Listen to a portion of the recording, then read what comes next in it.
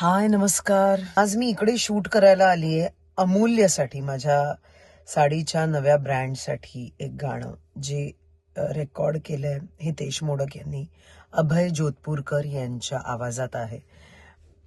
चला माझ्या बरोबर आज कुठल्या कुठल्या साड्या करते वगैरे वगैरे असं सगळं बघा, एन्जॉय करा. की 8:15 झाले, लाईट आलाय, नाश्ता करून झालाय, मस्त छान येल्लो साडीमध्ये आहे आणि आता मी शूट करायला चाललोय. सगळ्यात आधी बाप्पाची पूजा करूयात, मग आपण शूट करूयात. अजून चालूच आहे आमच्या तृप्तीचं, केस एवढे दिले टचवूड देवानी.